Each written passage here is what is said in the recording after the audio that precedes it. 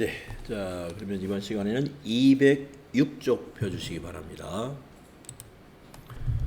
자 계속해서 매출 전표 수행 5번 해보도록 하겠습니다. 여러분 교재 206페이지에 수행 5번은 오상식에게 남성 바지 상품을 판매하고 신용카드 매출 전표를 발급했다라는 것이죠.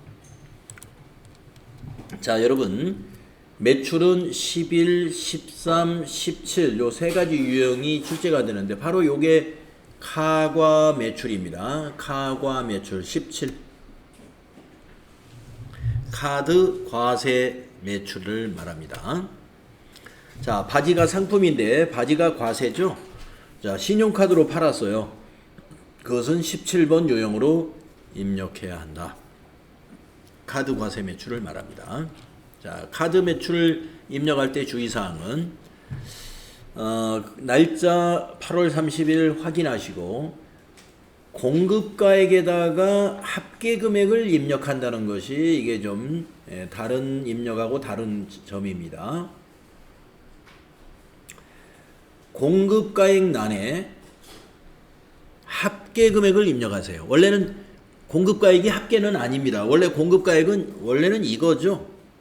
이게 공급가액이에요. 이게 15만원. 그런데 카드 거래는 있죠. 카드 거래는 공급가액에다가 공급가액을 입력을 안 하고 합계 금액을 입력한다는 것을 기억하시기 바랍니다. 공급 대가라고 하죠. 합계를.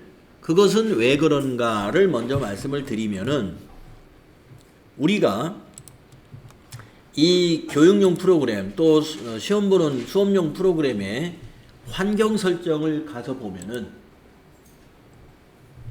환경 설정의 회계 탭에서 그걸 확인할 수 있는데요. 신용카드 기본 계정 설정의 카드 입력 방식이다라고 하는 요 부분이 있죠. 카드 입력 방식이 공급 대가를 입력한다 이렇게 돼 있어요. 부가세 포함으로 입력한다. 그러니까 공급가액에다가 부가세 포함 가격을 입력하도록 입력 방식을 설정을 했기 때문에 그런 겁니다. 그래서 세금계산서나 계산서 입력하고 입력 방법이 다르다는 거 여러분이 알고 입력을 하시면 됩니다. 자 그러면 같이 입력해 볼까요? 자 메인 매출 전표 가셔서 자 신용카드 매출 전표에 거래 일시인 8월 30일을 입력하시고 유형은 17이어야 된다고 그랬죠? 17이 카드 과세예요. 그러면 신용카드사가 어디냐라고 물어봅니다.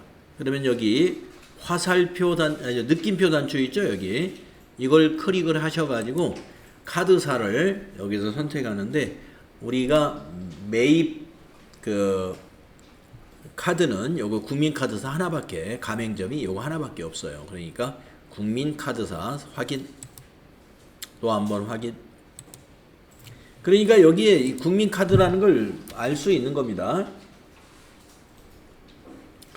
네, 국민카드. 그래서 국민카드로 해준 거예요. 자, 그 다음에 이제 품명을 그대로 입력하시면 돼요. 남성 바지.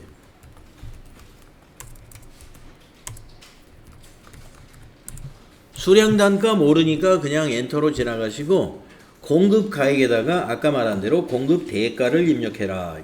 165 플러스 엔터 치면은 숫자가 바뀌어요. 네, 우리가 입력한 165000이 어디로 가냐면은 합계로 딱 가죠. 네. 그러니까 입력을 16만 5천원으로 입력을 하면 공급가액하고 부가세가 딱 알아서 나누어집니다. 그리고 합계에 제대로 합계가 우리가 입력한 숫자는 합계란으로 이동하게 돼요. 네, 그래서 카드 거래는 이렇게 입력을 한다는 것을 기억하셔야 되겠습니다. 자, 그러면 이제 그 다음이 뭐냐? 거래처 코드죠. 우리가 이 남성 바지를 누구에게 판매했느냐 하는 것이죠. 여기 보시면은 오상식에게 팔았다 이렇게 돼 있죠. 그래서 코드가 오상식이 됩니다. 개인이죠. 오상식.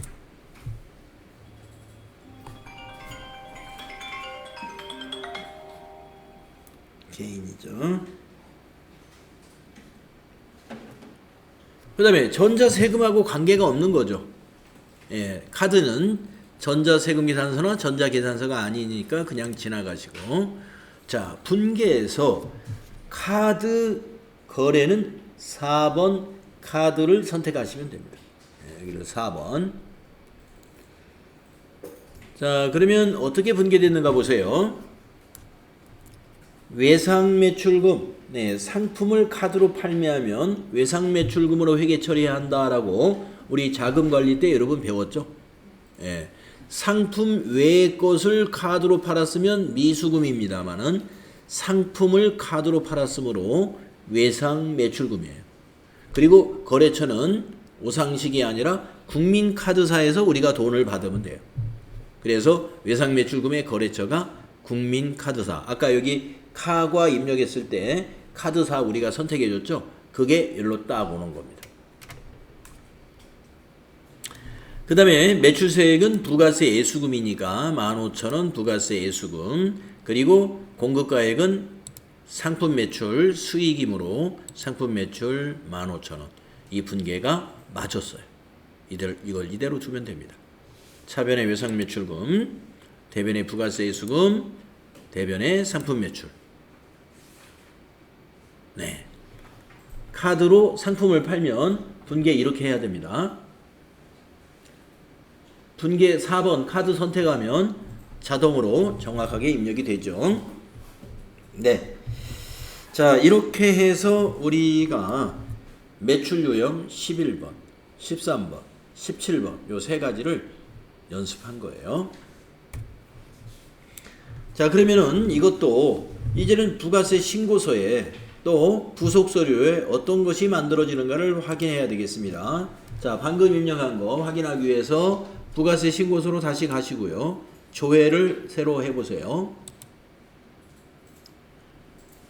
조회를 하게 되면은 지금 이제 여기 과세표준 및 매출세액란에서 요 3번 란에 방금 15만원에 15,000원이 기재가 된 것을 확인할 수가 있습니다. 이게 뭐냐면 신용카드하고 현금영수증 판매가 3번에 기록이 되는 거예요.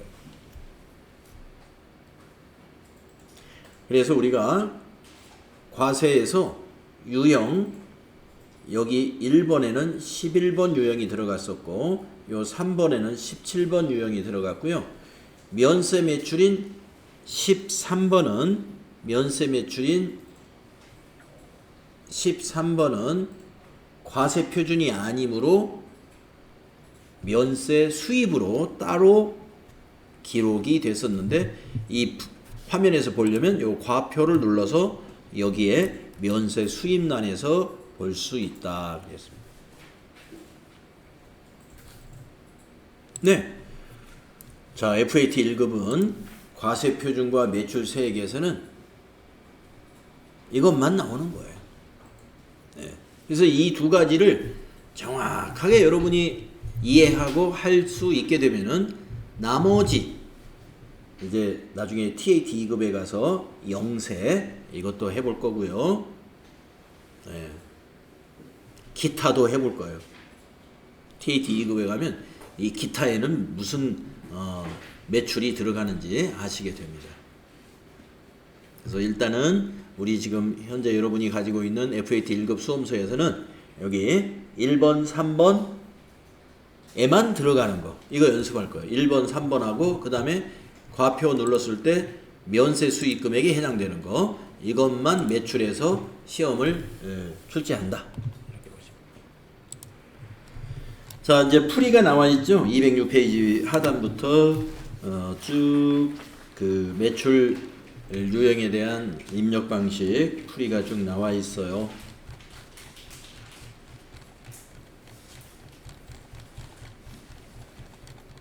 (208페이지에) 있는 팁을 읽어보고 가겠습니다. 208페이지 맨 밑에 있는 팁을 한번 읽어볼게요. 매출 유형은 11번 과세 매출, 13번 면세 매출, 17번 카드 매출 범위에서 출제된다. 매출전표 입력 시 상단부의 거래처 코드와 거래처명이 하단의 분계거래처에 자동으로 반영되므로 하단 분계의 예금이나 카드 채권이 있을 때는 거래처를 수정해야 한다. 그래서 우리가 조금 전에 보통예금을 거래처 수정했던 기억나시죠? 그런 거 수정해야 될 거 조금씩 있으니까 매출전표 입력할 때 수정을 잘 해주면 된다. 자, 그러면 이제 다음에는 이제 매입거래 4가지 유형을 실습해 보겠습니다. 매입. 선생님 부가가치 대신해서에서 15만 원이 안 나와요. 15만 원이요.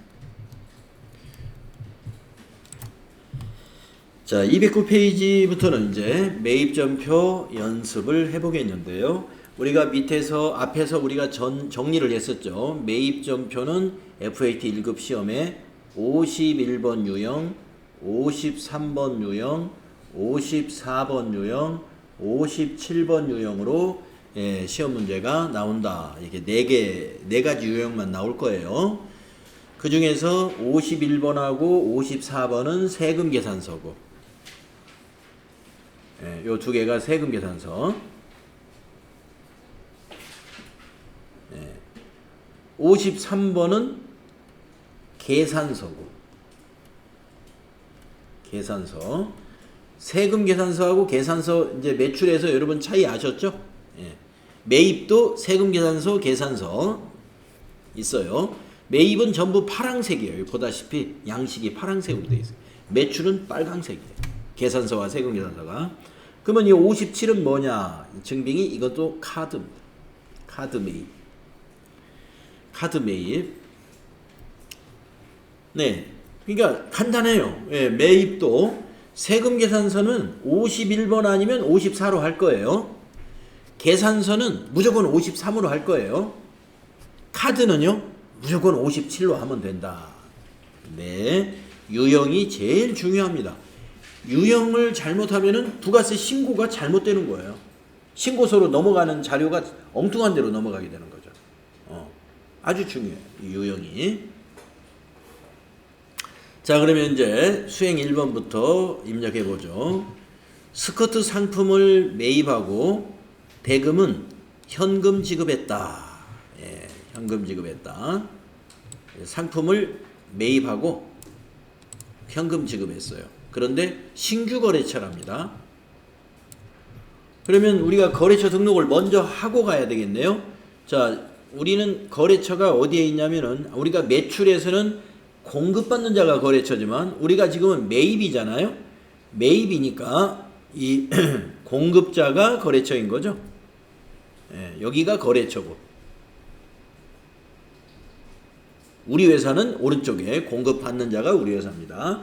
그래서 여기에 보면 거래처에 대한 사업자 등록 정보가 다 있습니다. 그걸 보고 우리가 거래처 등록을 할 수 있습니다. 자, 그러면 전체 메뉴에 기초정보 관리에서 거래처 등록 요거 눌러서 등록하시면 돼요. 여기에 일반 탭에 가가지고 그 오상식 밑에다가 코드를 추가하시면 되겠습니다.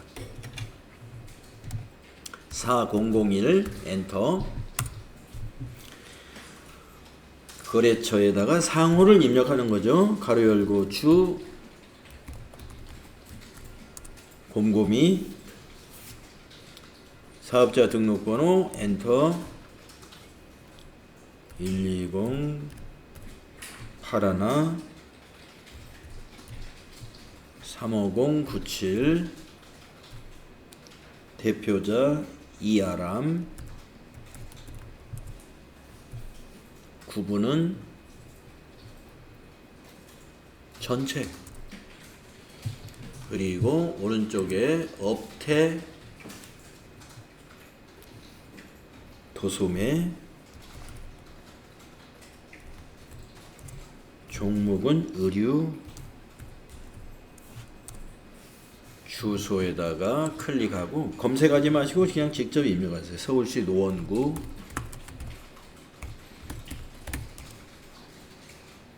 중계로 팔길 10일 엔터 치고 밑에 가로 열고 중계동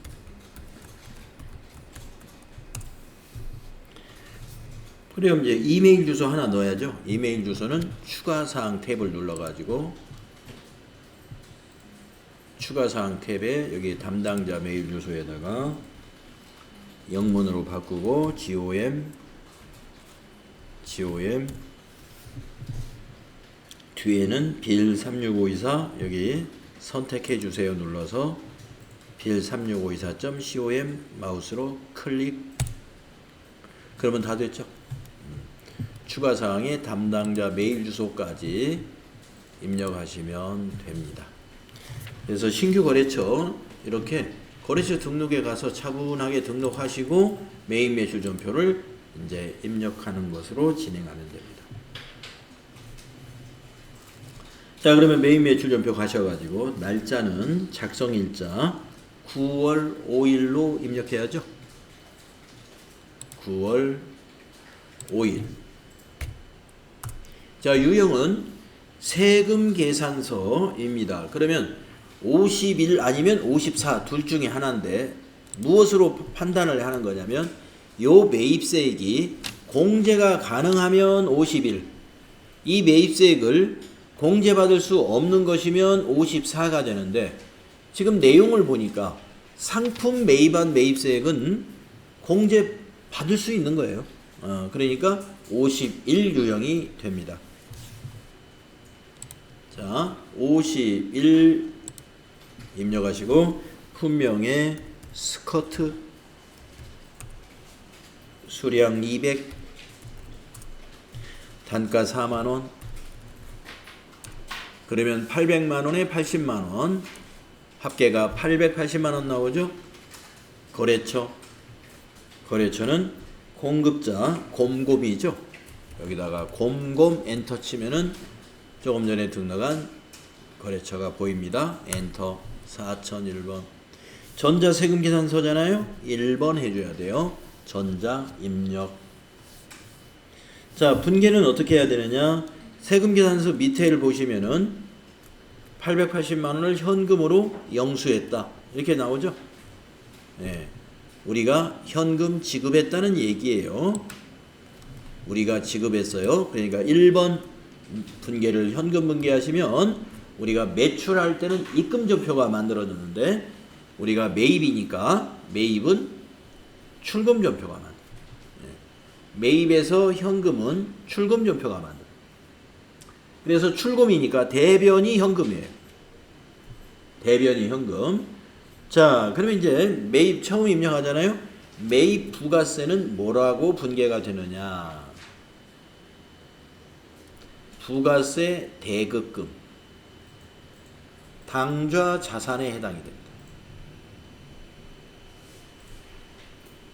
부가세 대급금은 당좌 자산으로 분류되는 자산 계정이에요. 자, 부가세 애수금은 우리가 매출세액은 남으로부터 거래처로부터 세금을 받아놓은 것이죠.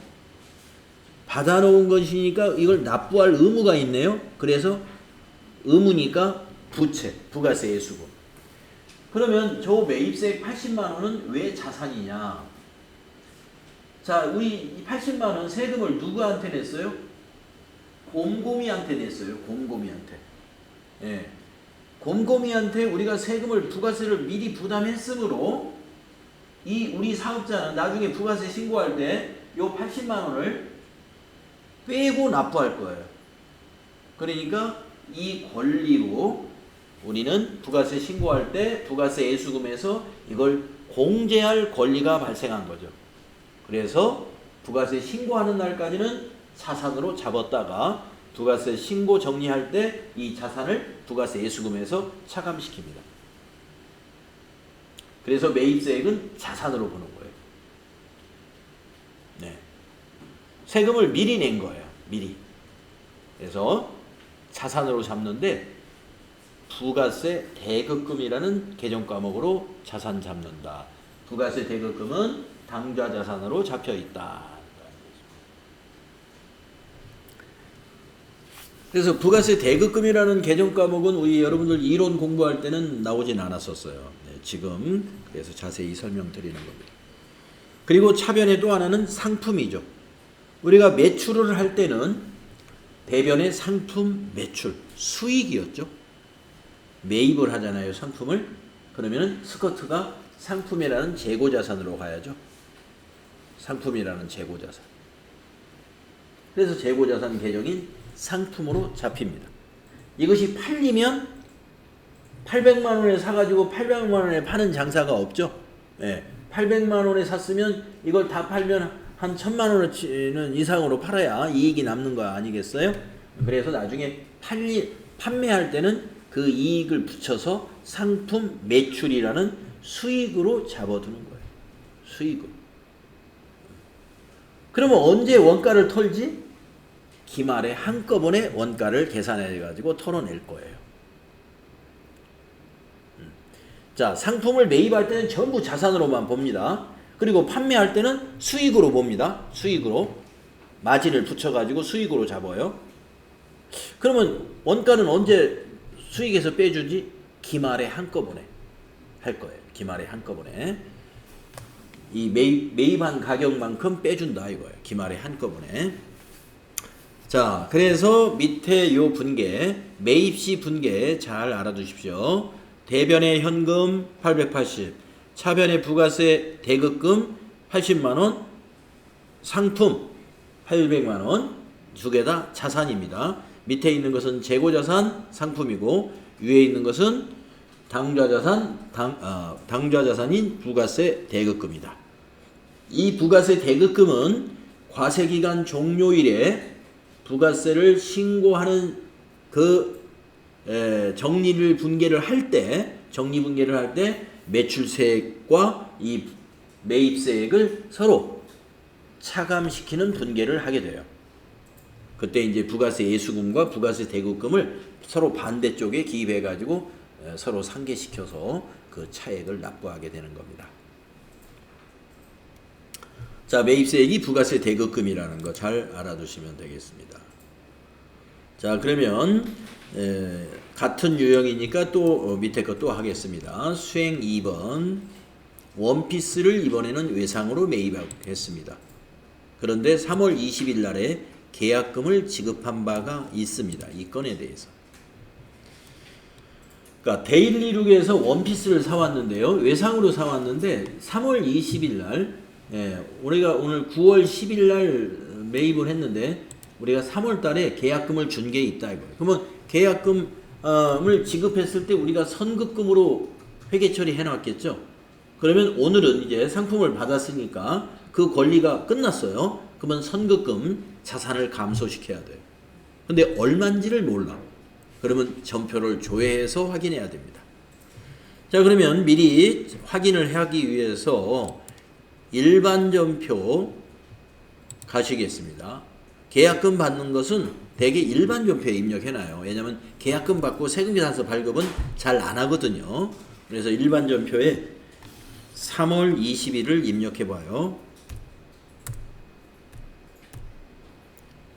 3월 20일을 입력했더니 선급금 450만원 우리 일반 전표 입력할 때 여러분들이 직접 입력한 전표예요. 계약금을 계좌이체 시켰다라는 연습을 한 기억이 여러분 아마 있을 거예요. 그 건입니다. 자, 그러면 이제 9월달 오늘 상품을 받았으므로 이 선급금 분계 이제 매입 매출 전표에 반영을 시켜야 되죠. 그래서 요 450만원 일단 복사를 해보겠습니다. 450만원 클릭하고 컨트롤 C 눌러요. 요거 컨트롤 C 눌러 놓으셨죠? 자, 이제 매입 매출 전표에 옵니다. 매입 매출 전표 오셔가지고 날짜를 고치겠습니다. 자, 이 거래의 날짜는 9월 10일이죠.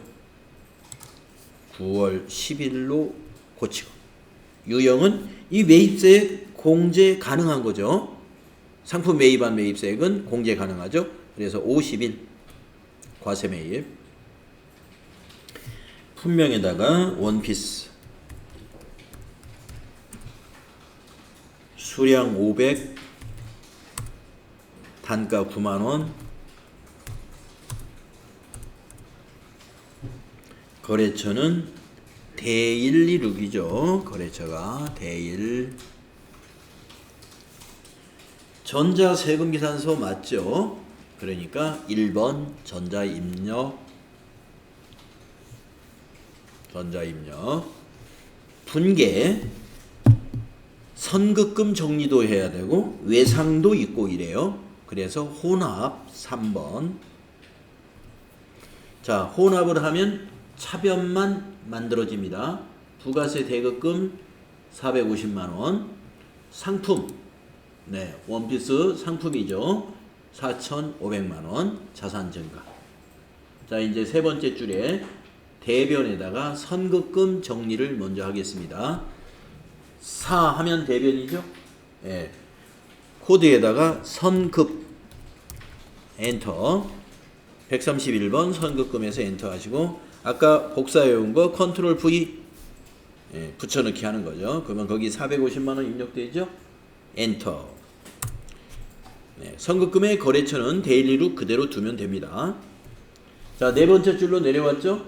나머지는 외상이죠. 대변 4번. 외상으로 우리가 매입했습니다. 그건 외상 매입금입니다. 외상 매출이 아니고 우리가 지금 매입한 거니까. 자, 외상으로 검색해 보세요. 외상 매입은 251번입니다. 외상 매출이 108번이고 외상 매입금은 251. 네.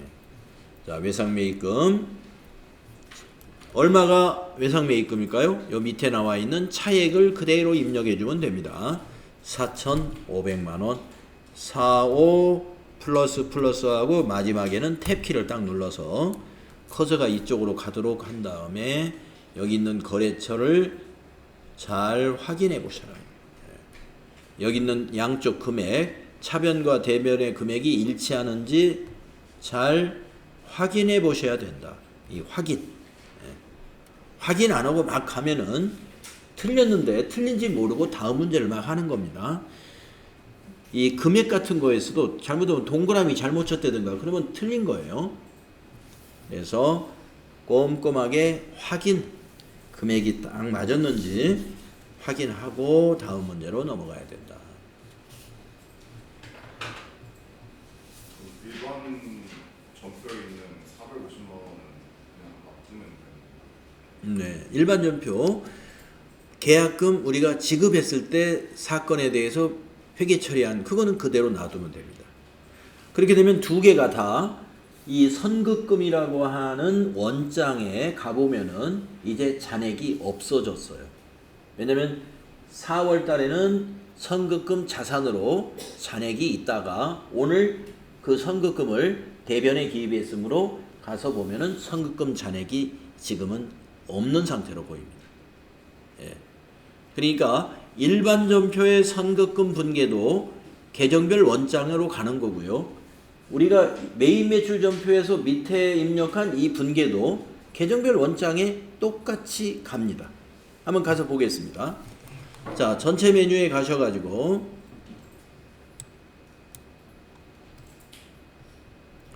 계정별 원장이라는 메뉴 한번 들어가 보세요. 계정별 원장.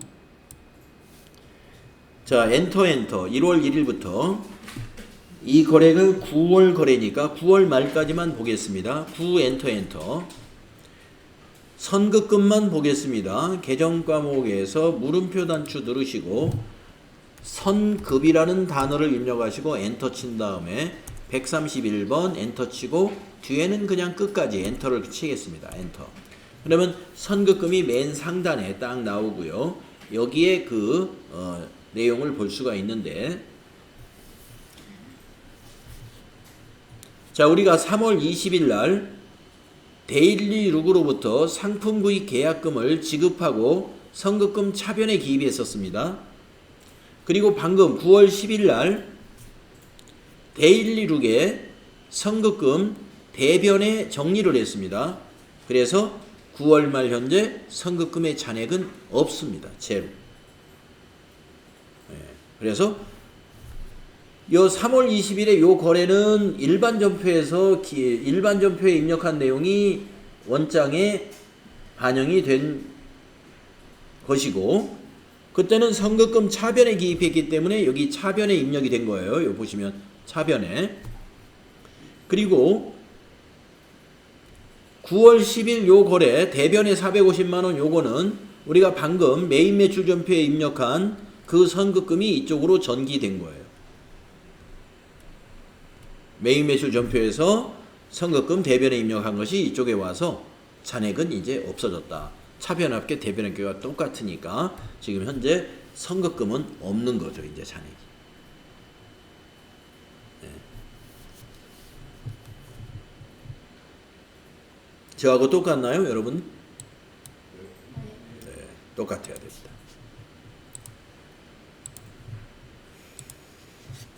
자, 그래서 메인 매출 전표 수행 2번까지 지금 해봤는데 유형이 똑같습니다. 51번 유형을 했습니다.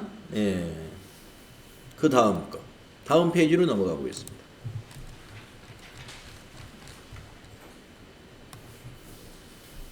자, 210페이지의 수행 3번도 210페이지의 수행 3번도 세금 계산서입니다. 그런데 뭐가 하나 빠졌냐면 앞부분에 전자라는 단어가 빠져 있죠. 이렇게 전자가 아닌 세금 계산서는 달라지는 것이 전자 입력란을 비워둔다는 것이에요.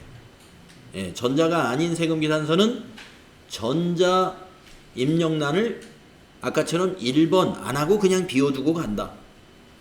예. 그 다음에 이번에는 뭐가 또 다른 거냐면은 지금까지는 원피스다, 정장이다 해가지고 상품을 구입을 했었는데요. 이번에 구입한 것은 상품이 아니라 유형자산을 구입했습니다. 컴퓨터라고 하는 유형자산의 비품으로 정리해야 되는 개정 과목이죠. 비품. 이 점이 다릅니다.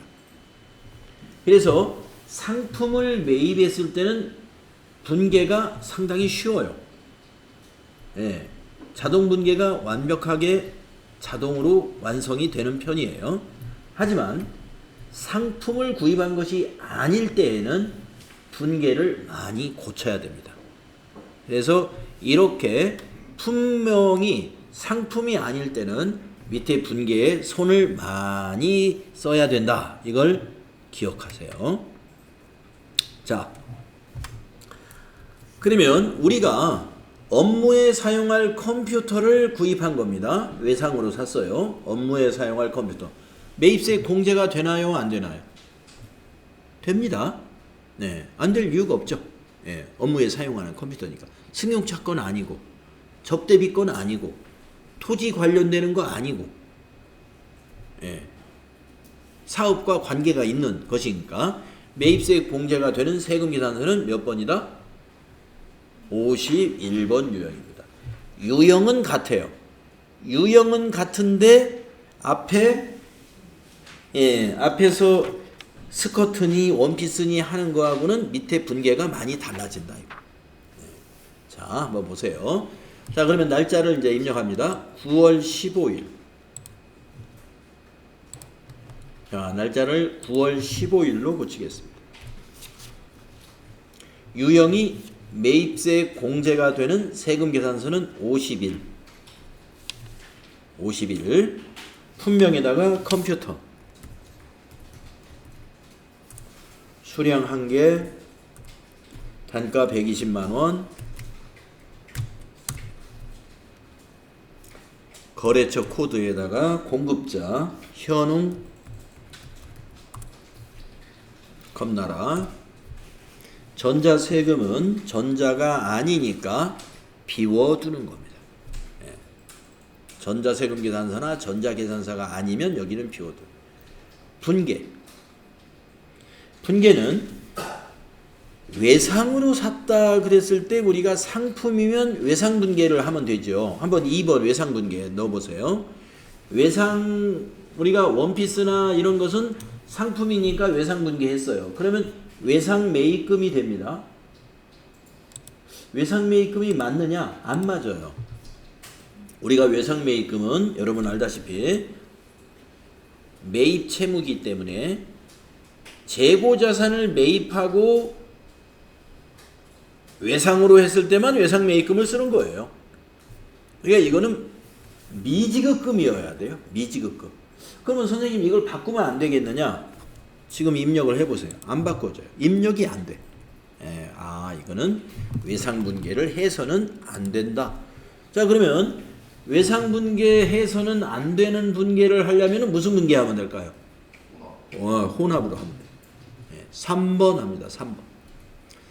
자, 혼합을 하게 되면은 한쪽만 일단 차변만 완성이 되는데 이 차변도 부가세 대급금 이거는 그대로 둬야 되지만 상품은 코드를 바꿔줘야 돼요. 자, 우리가 컴퓨터는 상품이 아니죠. 뭐로 바꿔야죠? 비품으로 이걸 바꿔야 돼요. 자, 그래서 코드에다가 비품 이렇게 고칩니다. 그러면 이제 상품이 비품으로 바뀌었습니다. 상품은 재고자산이고 비품은 유형자산이에요. 자, 이제 내려와서 대변을 입력해야죠. 4. 대변에 자, 컴퓨터를 외상으로 사면 외상매입금이 아니라 미지급금으로 해야 된다. 이거 미지급금. 그래서 코드에다가 미지하고 엔터 치세요. 253이 미지급금입니다. 253 미지급금. 금액은 부가세 포함해서 132만 원. 탭키. 미지급금의 거래처는 카드로 산 게 아니니까 현웅 컴나라가 맞습니다. 자, 거래의 결합관계를 정리해보면 대변의 미지급금은 부채죠. 유동부채입니다. 부채 증가. 요 두 개는 부가세 대급금과 비품은 자산이죠. 자산 증가. 그래서 자산 증가 132만원, 부채 증가 132만원 여기에 해당됩니다.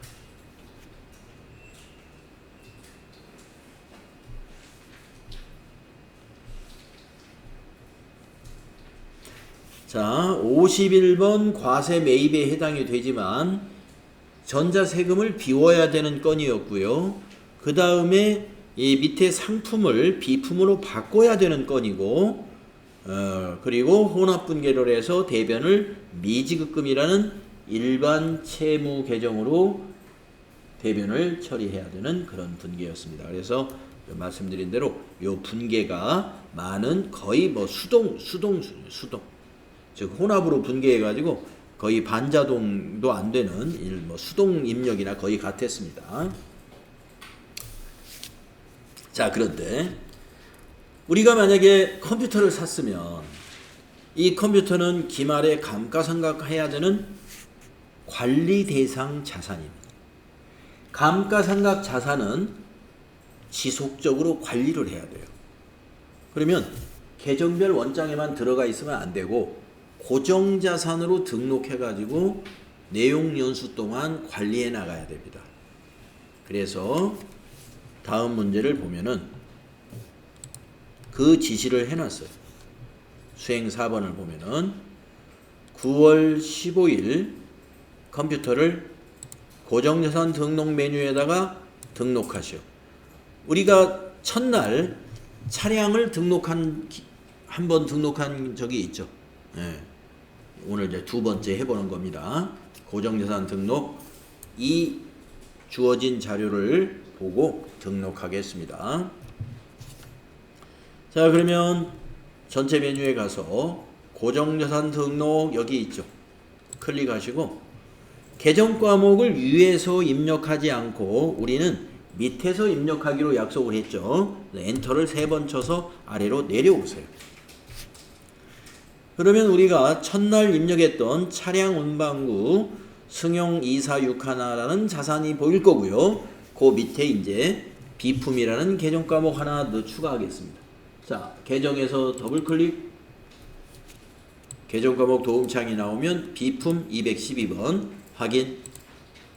그 다음에 자산의 코드를 여기다가 입력하겠습니다. 예, 그 책에 나와 있죠? 300이 자산은 이름은 컴퓨터, 취득일은 세금 계산서에 있는 날짜하고 같죠? 2024-09-15. 자, 금액을 어디다 넣어야 되느냐?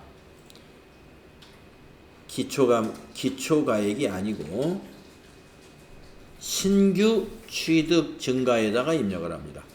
자, 우리가 24년 9월에 취득했으면요. 기초는 언제를 의미하냐면 기초라는 것은 전기에서 2월 된 것을 기초라고 해요. 전기에서 2월 된 거. 그러니까 2023년도에서 넘어온 컴퓨터면은 기초가 맞아요. 그런데 이거는 24년도 9월에 취득한 거니까 기초가 아니고 신규. 4번에다 직접 입력하세요. 그래서 4번에다가 120만원 공급가액만 입력을 하면 되죠. 취득금액이 120이니까. 아까 비품이 회계처리 120으로 했고 부가세는 부가세 대급금 별도 자산으로 받습니다. 자, 삼각 방법은 여기 9번에다가 정률법이니까 그대로 두는데요. 만약에 정액법이다 그러면 밑에 나옵니다. 정률은 0이고 정액은 1번이다 이렇게 나오죠. 그 다음에 내용연수는 여기 10번에다 입력합니다. 5 그러면 거기 옆에 정률이 계산이 돼요. 여기다가 5를 입력하면 엔터 치면 0.451 정률이 45.1%다. 그래서 미경과 기간 4개월치에 대한 감가상각비는 20번에 나타납니다. 18만 400원이 이 컴퓨터에 대한 감가상각비가 되어서 2024년도 비용으로 120만 원이 모두 비용이 되는 게 아니라 그 중에 18만 400원만 24년도에 감가상각비 비용으로 반영되고 장부금액이 나머지 장부금액으로 남아있게 됩니다.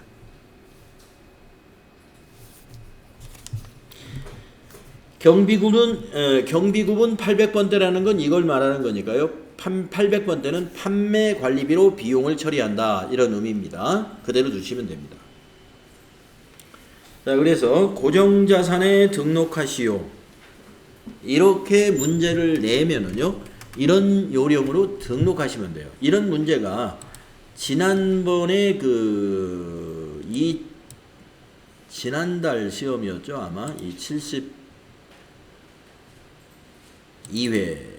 72회 문제를 보게 되면은 이게 지난달 시험이었는데 지난달 시험지에서도 보니까 하나 보여드리면은 이와 똑같은 문제가 이렇게 나왔었습니다.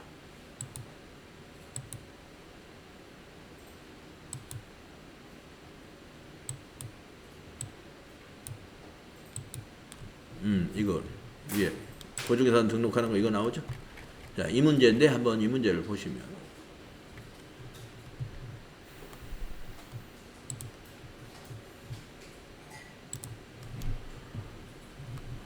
자, 이거는 신용카드로 매입을 했습니다. 사무실에 냉난방기를 구입하고요. 카드로 받았어요. 신용카드. 그럼 57번이겠죠. 유형을. 그러면서 수행과제를 보면은요. 매입 매출 전표 입력하세요. 여러분이 57번으로 해서 여기 9월 8일 날짜에 공급가액에다가 요 합계금액 입력해가지고 이제 카드사는 여기 농협카드로 하고 거래처는 쿠팡으로 해서 이렇게 입력해주면 돼요. 그리고 이제 분계는 냉난방기니까 차변의 비품, 대변의 미지급금, 신용카드 결제니까 자산으로 처리하라고 그랬으니까 냉난방기는 비품이잖아요. 근데 2번 문제 보세요. 고정자산 등록에 고정자산을 등록하라. 코드는 1001번으로 하고 자산명은 냉난방기, 상각방법은 정률법, 내용요소 5년, 경비부 구분 800번대. 네, 지금 여기에 요 지시하고 똑같죠? 네, 다만 지금 이거는 세금 계산서로 컴퓨터 샀다고 했고 지금 요 문제에서는 신용카드로 냉난방기 구입했다. 요 차이만 있는 거예요. 그래서 밑에 풀이를 보면은 매입매출전표에 57번 유형으로 해서 거래처를 쿠팡으로 걸어주고 분계는 혼합이나 카드로 해서 차변에 비품 120, 부가세 대급금 12만원, 대변에는 미지급금 132만원. 네. 지금 이거하고 금액도 똑같네요.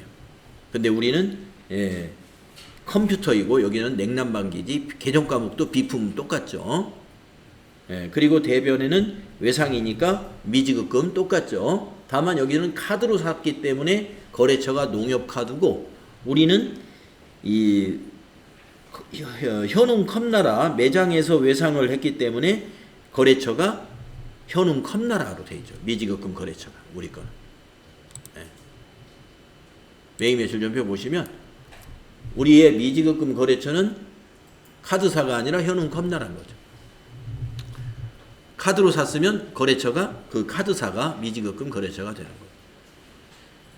네, 그래서 이렇게 고정자산 등록하세요 하면 이렇게 해주면 됩니다. 매입매출전표 입력하고 가서 고정자산 등록을 하는데 기초가액에다 안 넣는다는 걸 잘 알으셔야 돼요. 네, 여기 풀이도 한번 보시면은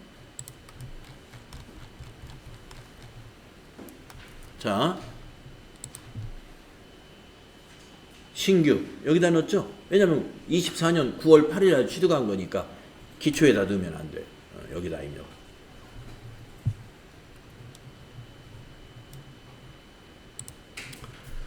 지난달에 이 문제가 이제 냉난방기로 해서 구입은 신용카드로 구입한 걸로 해서 문제가 나왔었다.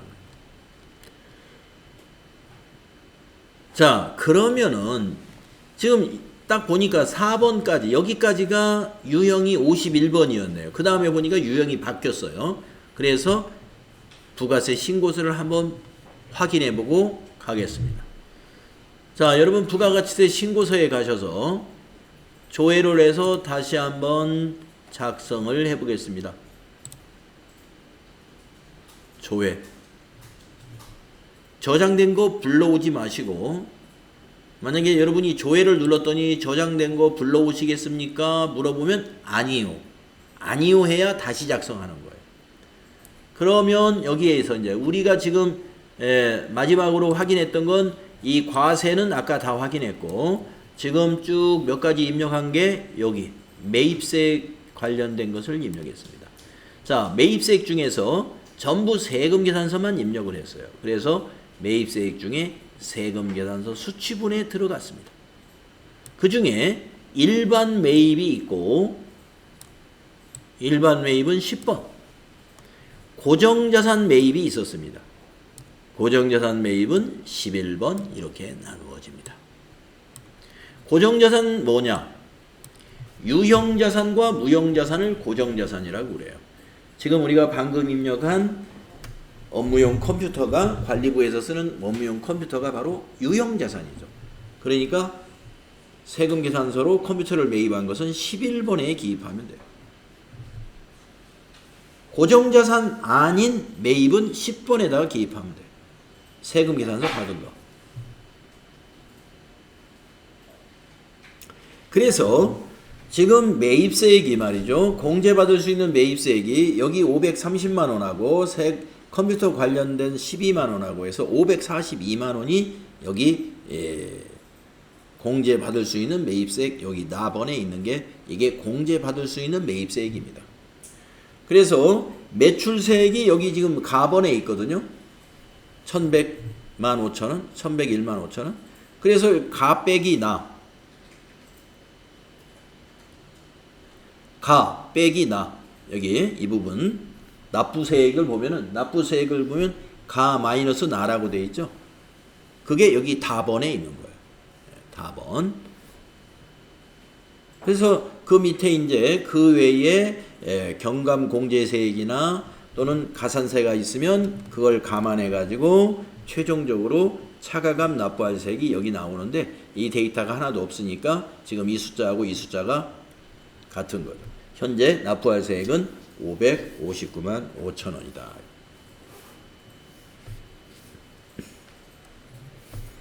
자, 그러면 이제 또 무슨 부속서류를 봐야 되냐면은 세금계산서 합계표에 매입처별 세금계산서 보아야 되겠습니다.